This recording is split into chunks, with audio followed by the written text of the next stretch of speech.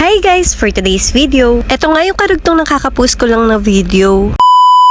Pagkatapos ko nga maluto yung corned beef, nagsalang na nga kaagad ako ng kawali. Sinunod ko na nga agad tong lulutuin ko. Para nga isahang galawan na nga lang sa kusina. Hinati ko nga lang yung manok para sa pang-adobo tsaka sa pamprito. Wala nga lang para may choices kami sa ulam. Nagisa na nga ako kaagad, naglagay na nga ako ng bawang at sibuyas dyan. Alam ko naman karamihan sa mga nanonood sa akin ay marunong na nga magluto ng adobo. Ay, ang Mami Arlene nyo pala ay hindi professional sa pagluluto Sakto nga lang para sa panlasa ng pamilya ko. Nilagay ko na nga itong manok, piniprito ko nga muna talaga. Itong adobo pala na niluluto ko tuyot na adobo nga. Mas napapasarap kasi yung kain namin kapag tuyot na adobo nga. Konti nga lang yung inadobo ko kasi nga kami-kami nga lang yung kakain. Ang mga anak ko nga napakahilig sa prito kaya mas dinamihan ko nga yung pritong manok. Ay, buti na nga lang nagpaluto ang Kuya Vanny dyan. Ang sarap kumain kapag may choices talaga sa ulam. Pero nga yung iba naman mas gusto iisa lang yung potahe na kinakain.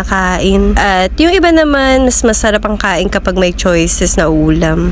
Basta nakadepende talaga sa tao yan. Sa mga niluluto ko nga wala namang special talaga. Mga ordinaryong luto nga lang para sa pang-araw-araw. At eto nga, ginaya ko na nga rin yung para sa pamprito. Inayos ko na nga yung mga gagamitin ko para nga masimulan ko na. Nagkamali nga ako sa lagayan na nakuha ko. Ang liit pala na ito. Napagtanto ko na nga lang nung nilagay ko na nga tong manok. Isa pa nga lang nalalagyan ko nagtapon-tapon na nga agad. Kaya naman pinalitan ko na nga ng lagayan. Kaya naman ito na nga mas maayos na nga ito.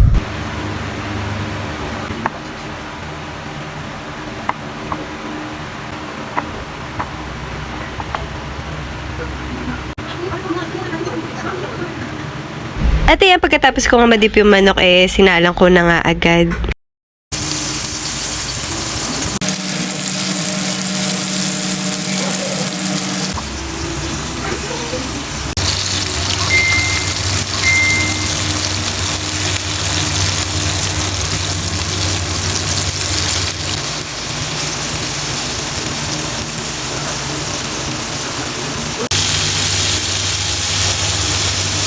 O, diba? Mukhang mapapasarap na naman nga yung kain namin dyan. Siguro talaga kung marami akong time sa bahay, lagi ako nagluluto talaga. Mas nakakatipid kasi kapag lutong bahay talaga. Sa panahon kasi natin ngayon, napakamahal na nga ng mga bilihin. Kapag kasi bumibili ka ng lutong ulam sa labas, napakamahal na nga. Ang isang order mo nga, nagkakahalaga na nga ng 60 to 100. Minsan pa nga, nakadepende nga sa klase ng ulam na bibilihin mo. Kaya naman, mas maganda talaga kung nagluluto ka sa bahay. Mas okay pa nga lalo kung marami naman kayo sa bahay nyo. Pero nga kapag nagdodorm ka nga lang tapos dalawa nga lang kayo sa bahay ay okay na okay din naman yung bumibili. Mas nakakatipid nga kapag nga ganun. At eto nga, patuloy pa rin tayo sa pagsasalang ng manok. Tiyak talaga na mapapadami nga yung kain ng barenda na tang Ate Anika. Ewan ko na nga lang talaga kung di pa nga kamili pa rin nito. Tubuan ng pakpak sa likod. Ang favorite ko palang part sa manok, ito nga ang pakpak. Wala nga lang pero mas gusto ko siya sa ibang part ng manok.